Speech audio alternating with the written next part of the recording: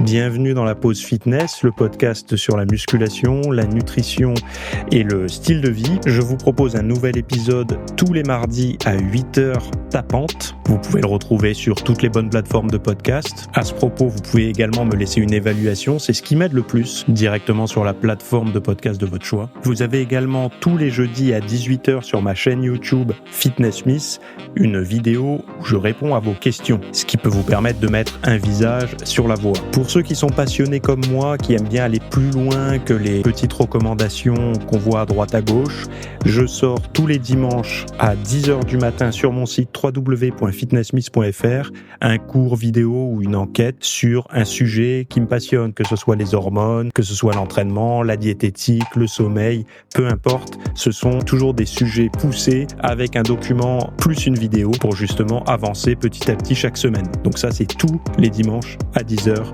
sur mon site www.fitnesssmith.fr. Pour ceux qui veulent avoir des programmes ou de la documentation numérique, que ce soit un programme masse, un programme sèche, un programme énergie, j'ai plein de rubriques sur mon site, donc vous pouvez voir le lien directement dans le podcast à la rubrique boutique. Donc c'est tous mes programmes et vous avez justement accès à tout ce que je propose au format numérique. Assez parlé, place au podcast. Et salut à tous, nouvel épisode aujourd'hui. Alors on va parler d'addiction, de tatouage, de smartwatch, de logement et de sommeil. Alors, avant de démarrer, j'ai reçu pas mal de questions depuis que j'ai démarré mon activité dans le fitness, toujours sur le même sujet, c'est comment perdre du gras sans créer de guerre à la maison, comment en fait manger sainement, se lancer dans un nouvel objectif de remise en forme, etc. Quand on vit en famille, en couple, etc. et qu'on n'a pas envie de créer une guerre nucléaire à la maison. Il y a plein d'astuces pour ça. Alors déjà, il faut vous rassurer d'une chose, c'est qu'il y a des tonnes de personnes qui y arrivent. Donc c'est pas du domaine de l'impossible. J'y suis moi-même arrivé, mais des tas de personnes y arrivent. Donc ça n'est pas du domaine de l'impossible. Et si c'est votre cas, vous avez réussi, tant mieux. Mais si vous n'avez pas réussi, vous n'êtes pas dans une situation différente ou voilà. C'est juste que peut-être que vous n'avez pas mis la lumière sur certaines choses et que vous verrez que c'est tout à fait possible et gérable. Souvent, il y a des personnes, ils se mettent beaucoup trop la pression en fait.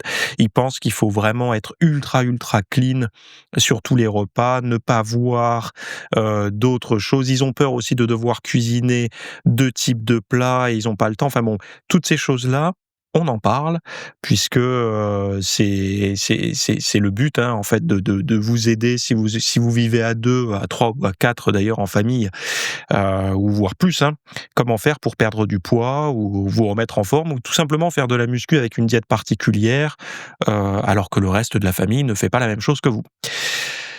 Donc trouver l'équilibre entre sèche et vie sociale, comprendre et surfer sur la pression sociale plutôt que la subir, gérer la frustration, le stress, les envies sans tout faire sauter, installer des routines qui tiennent le cap, même quand la motivation a tendance à baisser, construire une motivation durable et contagieuse, vivre ta sèche en couple sans transformer le quotidien en champ de bataille, pourquoi viser la constance plutôt que la perfection.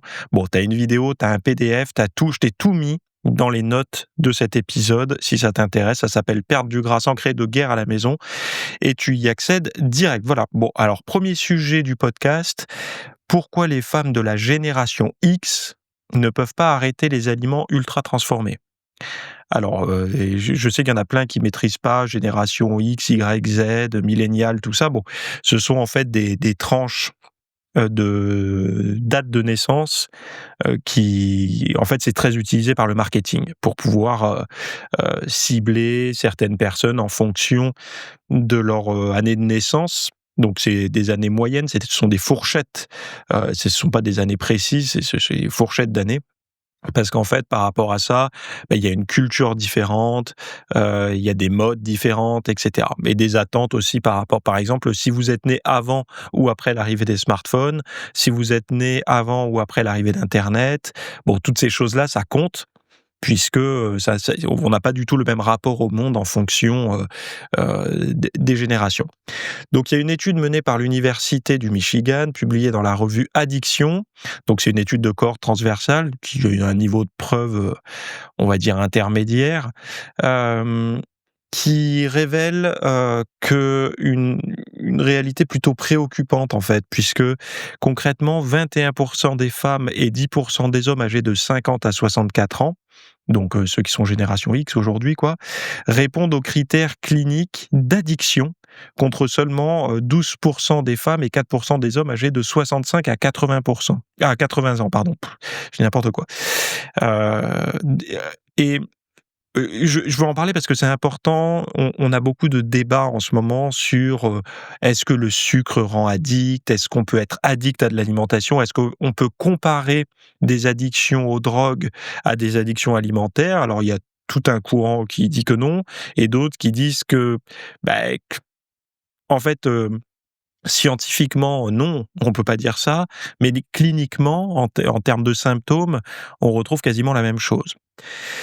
Donc l'outil utilisé, c'est une version adaptée de l'échelle Yale Food Addiction Scale, donc qui mesure des comportements tels que les fringales incontrôlées, l'incapacité à réduire sa consommation ou encore le repli social lié à la peur de manger en excès. Et les chercheurs soulignent que les femmes de cette génération ont grandi dans un contexte de marketing agressif de produits dits entre guillemets diététiques dans les années 80, ce qui a pu renforcer ces comportements compulsifs. Donc je vous le dis assez souvent, mais tous les aliments réputés diététiques, donc par exemple, dès que vous avez, la mention light, zéro, enfin zéro, c'est arrivé plus tard, mais on va dire light, allégé en matière grasse, parce que dans les années 80, c'était plutôt, on chassait plutôt la graisse que le sucre. Ça crée en fait une problématique, c'est qu'on a tous le même biais, c'est que quand on mange un aliment réputé ou en tout cas vendu comme diète, on a tendance à enlever les garde-fous, c'est-à-dire à le manger, sans trop faire attention. Par exemple, moi, je connais quelqu'un qui, consomme du chocolat, vous savez, le chocolat sans sucre que vous pouvez acheter dans le commerce. Du coup, il se restreint pas parce qu'il me dit: «Oui, mais il est sans sucre». Sauf que c'est un chocolat, qui est bourré de saloperies aussi puisque, ces chocolats, chimiquement transformés, c'est déjà il y a des calories, hein, c'est pas parce que c'est sans sucre que c'est sans calories, mais en plus, c'est pas je préfère prendre un bon chocolat. Alors maintenant, on regarde les origines pour le cadmium, hein, mais je préfère prendre un bon chocolat où on n'a pas enlevé le sucre. Donc le mieux, c'est de le prendre le plus riche en cacao possible pour qu'il y en ait le moins possible de sucre et que de prendre un truc ultra transformé, quoi. Bon bref, c'est autre chose, mais c'est vrai que de lever, par exemple sur les sodas light, tout ça, les restrictions, on vous dit c'est zéro, vous pouvez y aller à volonté, ça peut créer des comportements après, aussi compulsifs parce que, pour une autre raison, c'est qu'on vous dit que si vous mangez les autres aliments que ceux-là, vous allez grossir. C'est-à-dire que toute la publicité qu'il y a eu autour de ces produits zéro, allégés en matières grasses, pauvres en calories et cetera, diète même, parce qu'aux États-Unis, on parle beaucoup de diète et puis après vous mettez le nom de l'aliment. Par exemple, diète Coke, c'est Coca Light. Eh bien, la problématique, c'est que vous créez une forme de de halo très désirable autour des aliments que vous ne pouvez pas vous autoriser parce que, ils ne sont pas, estampillés diète ou allégés.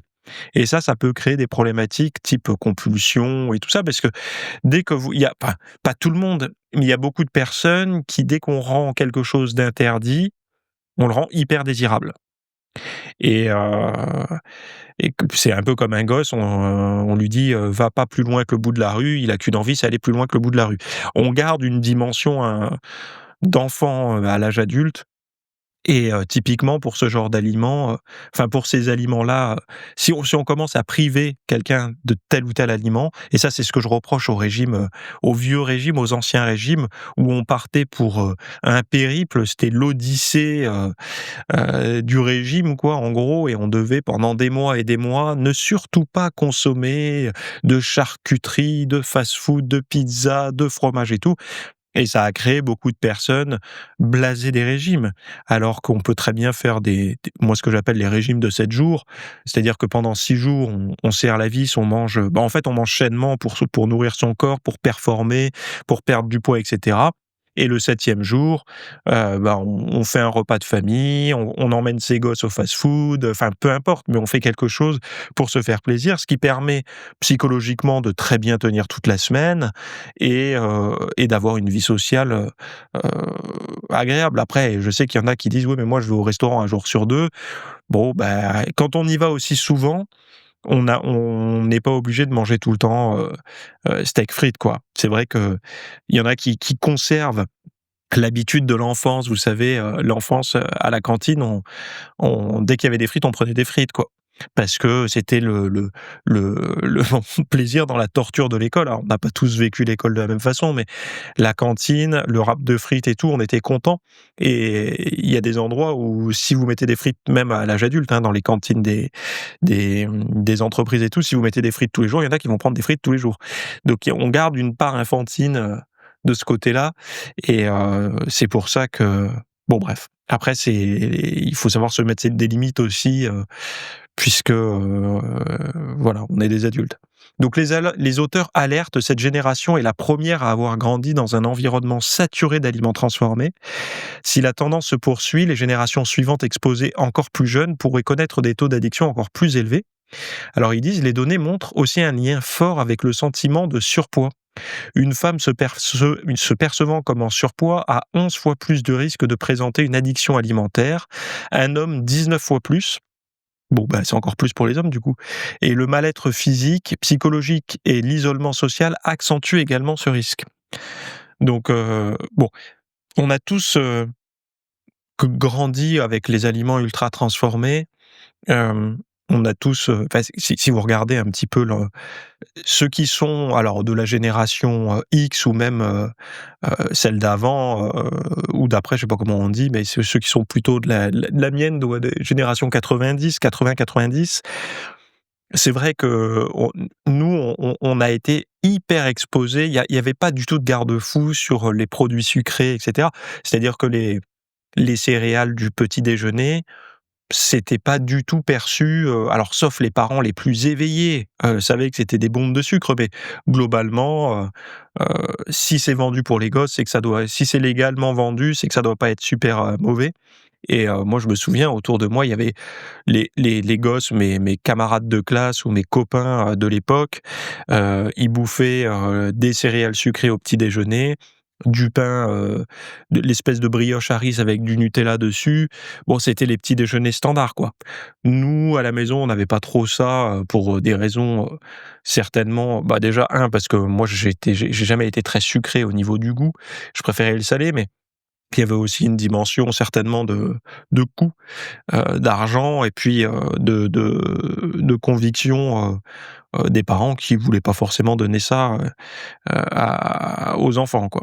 Mais bon, on a été nous surexposés à ça, tous, toute, notre génération, les publicités et tout, et il y avait pas, comme je disais, de, mmh, de mise en garde à l'époque. C'est venu que tardivement. On a l'impression que on a toujours su que c'était pas bon pour la santé, mais globalement non, en fait, hein. Pendant des années, on a été surexposés, on a été, même plutôt rassurés de consommer ce genre d'aliments et quand vous avez été habitué pendant, je sais pas, 25-30 ans à consommer ça et que du jour au lendemain, faut vous mettre à manger des aliments qui vont être plus fades parce que forcément, quand on vient d'une alimentation très riche en graisse, en sucre, en sel, ultra transformée, qui a été fait pour que vous ayez envie de vous resservir, c'est extrêmement compliqué de se mettre à manger, par exemple, un fruit à la place ou de vous faire votre propre pain de sarrasin comme je peux faire ou là, je vous ai mis hier, je vous ai mis la recette des crêpes de sarrasin. Allez voir sur le site la recette, une très bonne recette.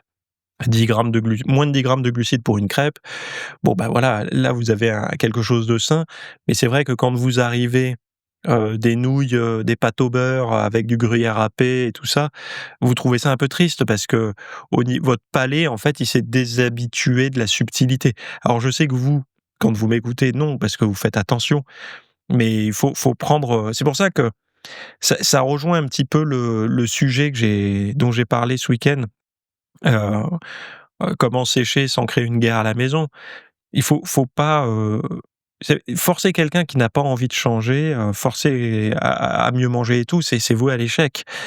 et d'essayer de convaincre ses collègues de bureau ou ses collègues de boulot autres, pas forcément au bureau, de manger sainement alors qu'ils ont rien demandé, ils veulent manger leur panini ou leur jambon beurre ou peu importe, ou leur fast-food, c'est pas possible. Parce que, la dimension de plaisir avec des aliments sains, elle est assez complexe à obtenir et ça passera toujours par une phase de sevrage des anciens aliments. C'est-à-dire qu'à un moment donné, on ne peut pas y échapper, on doit passer par une phase où on va devoir se sevrer un petit peu de ce goût hyper sucré. Alors ce goût hyper sucré ne nous semble pas hyper sucré, quand on le consomme. Par exemple, si vous prenez des M&M's, des Kit Kat Balls, des Chocobons, des choses comme ça qui sont, vous en prenez un, vous avez envie d'en prendre un deuxième, un troisième, un quatrième jusqu'à la fin du paquet. Quand vous en mangez régulièrement, vous trouvez pas ça hyper sucré. Mais quand vous en mangez ponctuellement, vous êtes capable de vous arrêter un petit peu plus tôt parce qu'au bout d'un moment, vous sentez que cet excès de sucre, vous ne le tolérez plus. Et d'ailleurs, il y a certains aliments, transformés du passé que vous ne pouvez même plus consommer parce que vous les trouvez pas agréables. Moi, j'ai un exemple concret, mais Hem, le chocolat. Moi je suis quelqu'un, j'aime beaucoup le chocolat, donc le chocolat noir 95 98 ou enfin, voire même du 100. J'aime bien cette amertume, j'aime bien ce goût, j'ai moins il y a de sucre, presque plus je l'aime, et quand je vais manger du chocolat plus riche en sucre. Je vais prendre un exemple concret, mais un carré de chocolat crunch ou de chocolat, poulain au lait ou autre, et ben, je vais pas être du tout comblé. Déjà, il va disparaître trop vite dans ma bouche, je vais pas avoir une libération des arômes et puis je sens qu'il y a très peu de cacao, donc ce serait comme boire, un café au lait, quoi. Moi, j'aime le café noir, heu, c'est pas parce que j'aime le café que je vais aimer le café au lait. Je déteste le café au lait, je déteste le café sucré, donc c'est exactement la même chose.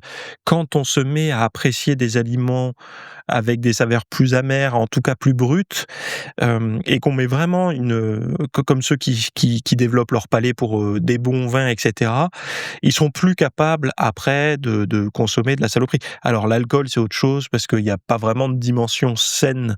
Il y a, 0 verre de vin, c'est toujours mieux que même un verre. Ça, c'est contrairement à ce qu'on pourrait penser. On a beaucoup, dit, le vin, c'est bien, un verre, c'est mieux que zéro. Non, zéro, c'est mieux que un, et 1, c'est mieux que 2, mais l'idéal étant zéro quand même, quoi.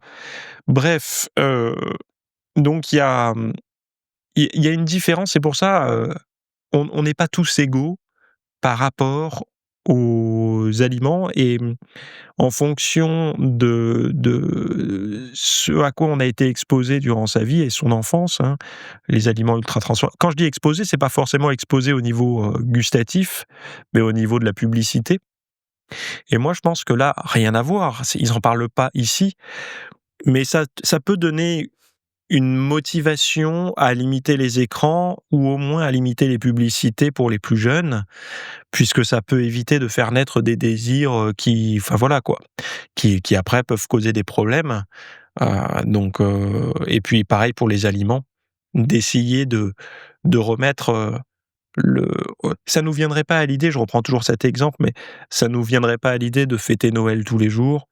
Non seulement, on n'a pas les moyens, et puis en plus de ça, on en serait blasé, puisqu'on créerait un nouveau standard de vie, où tous les jours, et ce serait un repas de fête avec, longue préparation, des cadeaux, tout ça, et en fait, au bout d'une semaine, on serait blasé, et une semaine, je vois large déjà. Mais par contre, on serait pas capable de revenir en arrière. Si on se fait pas offrir des cadeaux et si on mange pas des aliments hyper gras, hyper sucrés, hyper, goûteux, on va dire, on serait pas comblé, on serait plus comblé. Sauf que quand on les mange, on se sent pas forcément heureux. Et c'est la même chose, il y a beaucoup de gens qui consomment ces aliments comme si c'était Noël tous les jours, sauf qu'ils les apprécient même plus. Et s'ils veulent se remettre à apprécier ces choses transformer et tout, faut les remettre à leur place, c'est-à-dire à des moments de fête, à des moments où on profite. Alors je sais que je me répète, je sais que c'est un petit peu toujours les mêmes sujets, en tout cas dès qu'on parle d'aliments ultra transformés, mais moi, je peux pas vous dire autre chose. C'est comme ça que je perçois, cette alimentation-là. On a essayé d'en faire la norme. Or, pour moi, ça n'est qu'une alimentation ponctuelle de plaisir.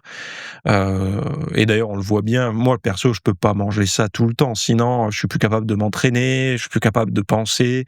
Je sens bien qu'à l'intérieur, ça tourne mal. J'ai foutu du sucre dans le réservoir, en gros, de la bagnole, quoi. Donc, ça va peut-être démarrer, mais ça va pétarader et ça va faire du caramel et peut-être que je vais faire cirer le moteur. Donc là, c'est un peu la même chose. Un peu, mon corps le tolère. Beaucoup, quotidiennement, c'est pas possible. Je vais plus être capable de m'entraîner et tout.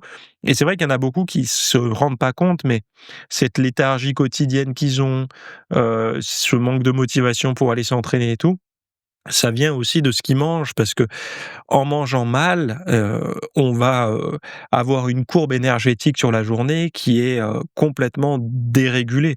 C'est-à-dire qu'il y a des moments où on va péter la forme et des moments où on va être au creux de la vague et le problème, c'est que ce pétage de forme qu'on va avoir, il est très court et souvent, c'est un peu de la surexcitation, un petit peu comme un enfant hyperactif à qui on aurait donné, un soda et puis un bol de céréales trop sucré. On va amplifier les effets de l'hyperactivité. C'est un petit peu pareil à l'âge adulte, hein. On va être hyperactif pendant un court laps de temps, trop nerveux, incapable de se concentrer aussi et puis derrière, on va être complètement, cuit, un petit peu comme dans l'épisode de Big Bang Theory où Sheldon découvre la caféine. Donc au début, il saoule tout le monde, il court partout et puis après il a les effets directs du crash caféique et c'est un petit peu la même chose avec le sucre. Donc comment vous voulez pouvoir prévoir une journée avec un entraînement, avec des phases où on va être capable de réfléchir et tout, si votre énergie sur la journée, vous pouvez pas lui faire confiance parce que, en fonction de ce que vous avez mangé, il va y avoir des hauts et des bas. Et vous avez vu même qu'en fonction de ce qu'on va prendre à la cantine, du boulot le midi, des fois c'est pas forcément égal. On va manger un truc, on le pensait crade et puis finalement ça se passe bien et un autre truc on pensait sain et finalement ça se passe mal parce que quand c'est cuisiné par autrui, notamment par, les collectifs, enfin les cantines, les trucs comme ça, vous savez jamais réellement dans la recette s'ils blindent la sauce de sucre ou pas. Parce que vous allez manger une viande un peu en sauce, vous vous dites: «Cool, j'ai pas pris de sucre, j'ai pas pris de dessert, j'ai pas pris de fruits, j'ai pas pris tout ça». Ouais, mais bon, dans la sauce que vous avez pour la viande ou la sauce pour un wok, si vous allez vous faire une cuisine asiatique, c'est blindé de sucre, donc vous allez avoir les mêmes effets que si vous avez mangé, un dessert ultra sucré et vous allez vous dire: «Mais je comprends pas, j'ai mangé qu'un wok et pourtant, je me sentais mal après dans l'après-midi». Mais oui, mais il y avait quoi dans la sauce? Il y avait quoi dans la préparation? C'est pour ça que manger à l'extérieur, c'est toujours moins bien que de manger, ce que vous avez préparé, quoi. Il faut avoir une certaine maîtrise de ce qu'on ou alors faut savoir ce qu'il y a dedans, quoi. Une certaine transparence, dans la sauce, il y a ça, ça, ça. Après, il y a une dimension aussi, où on a envie, le chef cuistot a envie de conserver, sa recette pour lui et je le comprends, mais cette transparence nous permettrait en tout cas de comprendre pourquoi on a la pêche ou on a la tête à l'envers, quoi.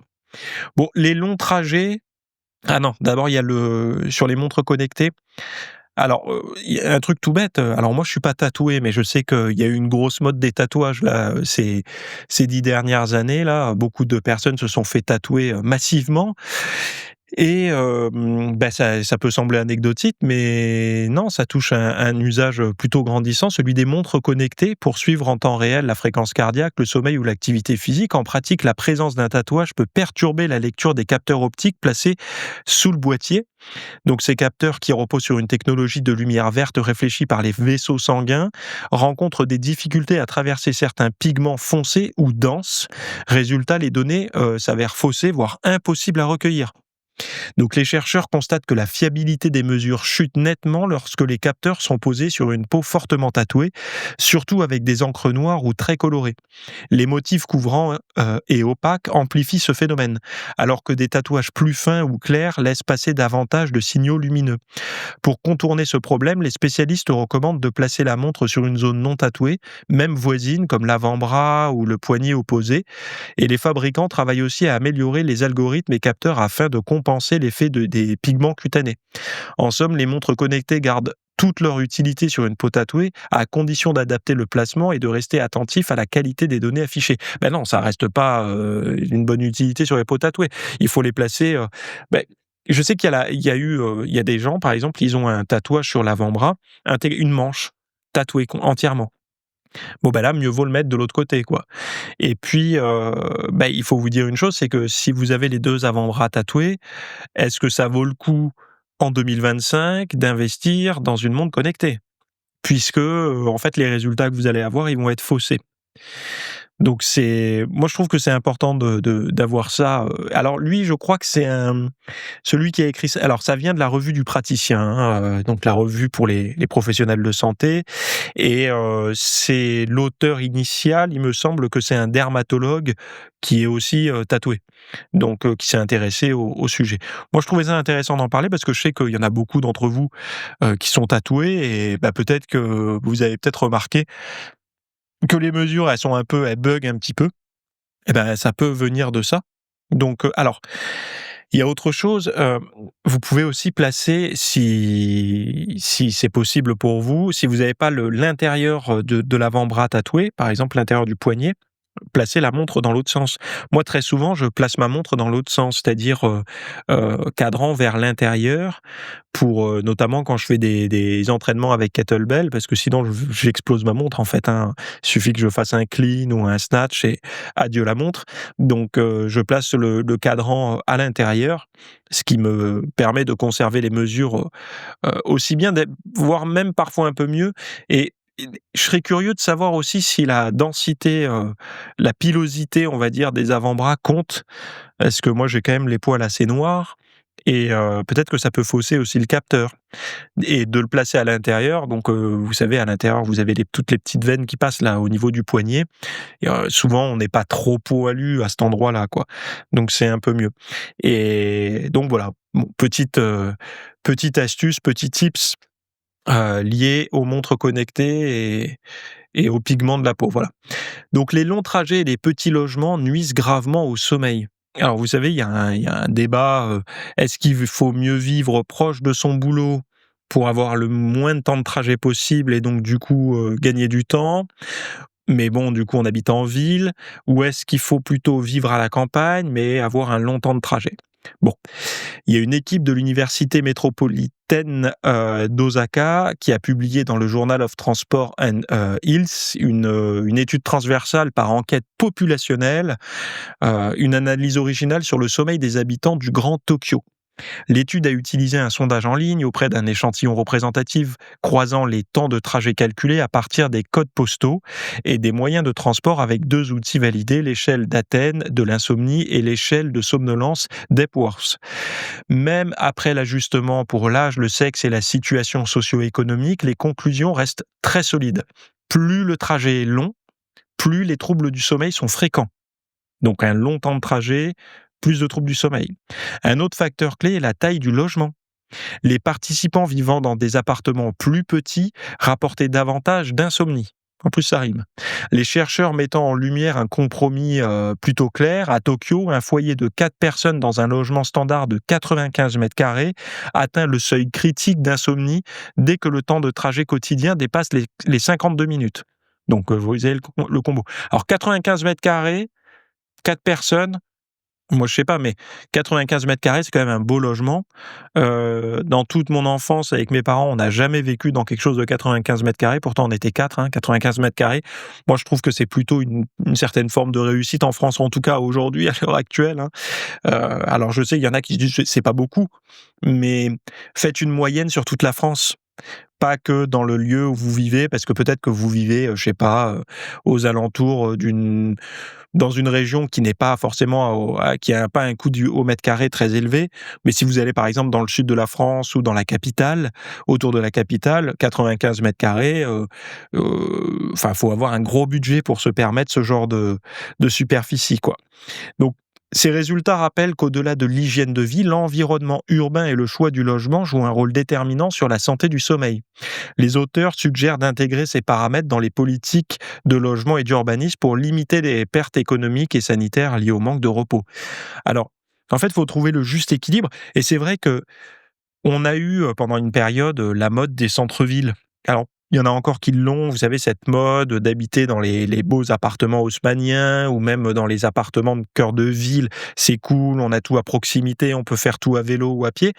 Sauf qu'au niveau qualité de sommeil, si vous ne pouvez pas vous permettre d'avoir une grosse superficie, ça va vous pénaliser. Et ensuite, bon, bah, il y avait ceux qui n'avaient pas les moyens d'être en cœur de ville, donc ils allaient aller plus loin et voire très loin. Et donc ils allaient avoir beaucoup de temps de trajet, ça allait être stressant, il fallait se lever plus tôt, ou vous rentrez plus tard chez vous, et cetera. Donc pareil, problème de sommeil. Et en fait, la juste limite, c'est vraiment la proche banlieue, on va dire, mais ça, c'est vraiment quelque chose, que beaucoup de personnes négligent quand ils choisissent une maison ou qu'ils choisissent un lieu de vie. Ils vont regarder, le voisinage direct, ils vont regarder, la superficie, ils vont regarder tout un tas de choses, les écoles à proximité, bon, OK, mais on fait pas souvent attention au temps de trajet. C'est-à-dire qu'il y en a qui vont dire: «Mais je veux être propriétaire coûte que coûte, quitte à m'excentrer». Oui, mais s'excentrer et se taper presque 1 heure de trajet, on le minimise, mais il faut pas oublier qu'on a, pour les plus chanceux, donc pour les gens qui sont salariés, ils ont 5 semaines de congés par an. Ceux qui ne le sont pas, qui sont à leur compte, ils ont parfois moins, 3 semaines, 4 semaines, voire 1 semaine. Donc ça veut dire que ça fait beaucoup de semaines où il va falloir se rendre sur le lieu de travail, quoi, et donc beaucoup d'heures perdues dans les transports. Alors je sais qu'aujourd'hui, on peut essayer de, entre guillemets, «rentabiliser» ces temps de trajet.